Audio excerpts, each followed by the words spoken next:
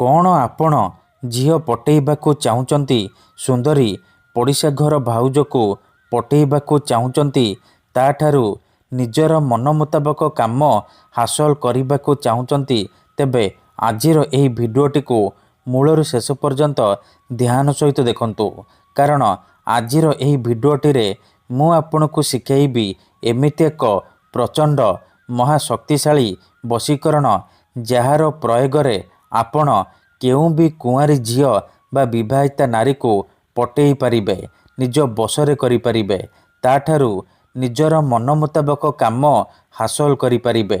ଏହି ବଶୀକରଣ କରିବା ପାଇଁ ଆପଣଙ୍କୁ କୌଣସି ପ୍ରକାର ମନ୍ତ୍ରତନ୍ତ୍ର କରିବାକୁ ପଡ଼ିବନି କିମ୍ବା କିଛି ବି ପଇସା ଖର୍ଚ୍ଚ କରିବାକୁ ପଡ଼ିବନି। କେବଳ ପରିସ୍ରା କରିବା ବେଳେ ଏହି 3ଟି ଶବ୍ଦକୁ 3 ଥର ପଢ଼ିବାର ଅଛି। ତାପରେ ଦେଖିବେ ଚମତ୍କାର।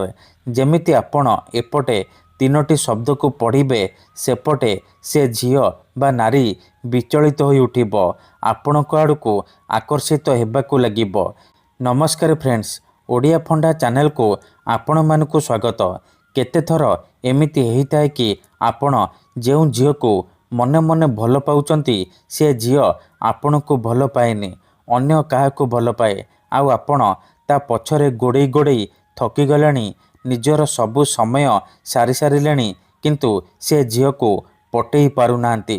ଯଦି ଆପଣ ବି ଏହିପରି ପରିସ୍ଥିତିରେ ପଡ଼ିଛନ୍ତି, ତେବେ ମୋ କଥା ମାନି ପରିସ୍ରା କରିବା ବେଳେ ଏହି 3ଟି ଶବ୍ଦକୁ 3 ଥର ପଢ଼ି ଦିଅନ୍ତୁ।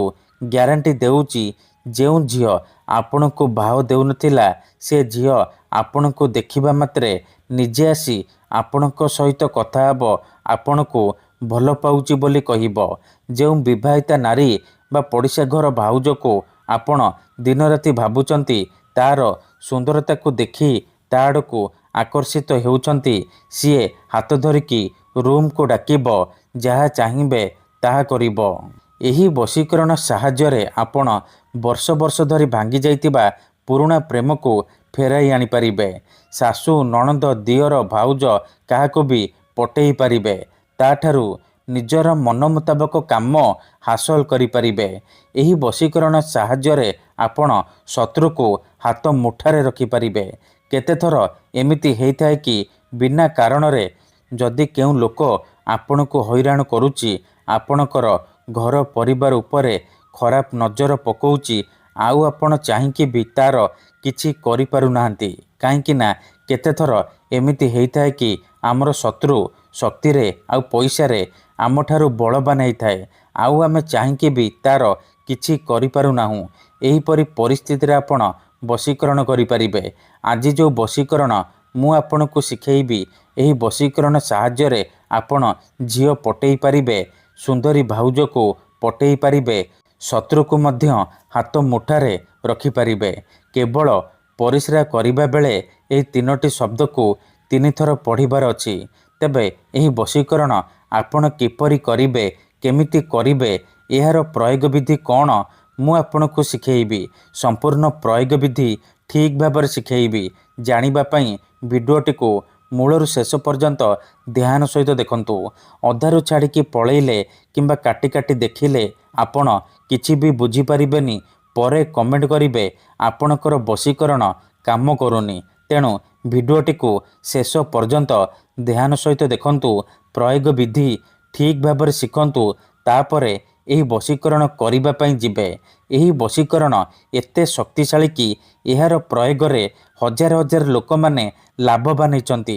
ଏହି ବଶୀକରଣ କେବେ ବି ଖାଲି ଯାଏନି। ତେଣୁ ଏହି ବଶୀକରଣକୁ ଆପଣ ଭାବିଚିନ୍ତିକି କରିବେ। ଠିକ୍ ଅଛି? କାହିଁକି ନା ଯେଉଁ ଝିଅ ବା ବିବାହିତା ନାରୀ ଉପରେ ଆପଣ ଏହି ବଶୀକରଣ ଗୋଟିଏ ଥର କରିଦେବେ, ସିଏ ସେହି ସମୟଠାରୁ ଆପଣଙ୍କ ଗୁଲାମୀ କରିବ, ଆପଣଙ୍କର ଇସାରାରେ ନାଚିବ। ଆପଣ ତାକୁ ଯାହା କହିବେ, ଯେମିତି କହିବେ ସେ କରିବ, କୌଣସି ପ୍ରକାର ବାଧା ଦେବ ନାହିଁ। ତେବେ ଏହି ବଶୀକରଣ ବିଧି ଜାଣିବା ପୂର୍ବରୁ ଯଦି ଆପଣ ଆମ ଚ୍ୟାନେଲକୁ ପ୍ରଥମ ଥର ଆସିଛନ୍ତି, ତେବେ ଦୟାକରି ଚ୍ୟାନେଲକୁ ସବସ୍କ୍ରାଇବ୍ କରି ପାଖରେ ଥିବା ବେଲ୍ ଆଇକନ୍କୁ ମଧ୍ୟ ଦବାଇ ଦିଅନ୍ତୁ, ଯାହାଦ୍ୱାରା ଆମେ ଯେଉଁ ବି ଭିଡ଼ିଓ ଅପଲୋଡ଼ କରିବୁ ସର୍ବପ୍ରଥମେ ଆପଣ ଦେଖିପାରିବେ ଆଉ ତା'ର ଲାଭ ପାଇପାରିବେ। ତେବେ ଚାଲନ୍ତୁ ଜାଣିବା ଏହି ବଶୀକରଣ ଆପଣ କିପରି କରିବେ। ମନେ ରଖନ୍ତୁ, ଏହି ବଶୀକରଣ ବିଧିକୁ ଆପଣ ଶନିବାର ଦିନ କରିବେ। ସନ୍ଧ୍ୟା ସମୟରେ ଏହି ବଶୀକରଣ କରିବେ। ପ୍ରଥମେ ଆପଣ କ'ଣ କରିବେ, ଖଣ୍ଡେ ସାଧା କାଗଜ ଆଣିବେ, କଳା କଲମ ଆଣିବେ।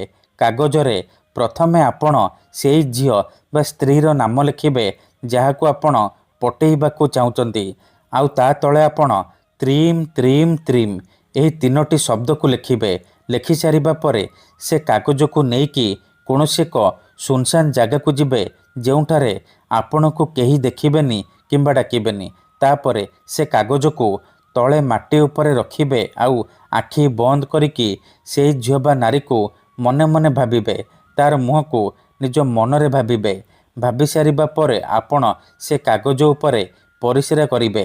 ପରିସ୍ରା କରିବା ବେଳେ ଆପଣ ତ୍ରିମ୍ ତ୍ରିମ୍ ତ୍ରିମ୍ ତ୍ରିମ୍ ତ୍ରିମ୍ ତ୍ରିମ୍ ତ୍ରିମ୍ ତ୍ରିମ୍ ତ୍ରିମ୍ ଏହିପରି ଏହି 3ଟି ଶବ୍ଦକୁ 3 ଥର ପଢ଼ିଦେବେ। ତାପରେ 5 ଥର ସେ ଝିଅ ବା ନାରୀର ନାମ କହିବେ ଯାହାକୁ ଆପଣ ପଟେଇବାକୁ ଚାହୁଁଛନ୍ତି। ଏତିକି କରିସାରିବା ପରେ ଚୁପଚାପ ସାଙ୍ଗେ ସାଙ୍ଗେ ଘରକୁ ଫେରି ଆସିବେ। ପଛକୁ ବୁଲିକି ଚାହିଁବେନି। ଗ୍ୟାରେଣ୍ଟି ଦେଉଛି ଏହି ବଶୀକରଣ କରନ୍ତୁ, 2ରୁ 3 ଘଣ୍ଟା ଭିତରେ ପ୍ରଭାବ ପଡ଼ିବା ଆରମ୍ଭ ହୋଇଯିବ। ସେ ଝିଅ ବା ନାରୀ ଆପଣଙ୍କ ଆଡ଼କୁ ଆକର୍ଷିତ ହେବାକୁ ଲାଗିବ। ଧନ୍ୟବାଦ।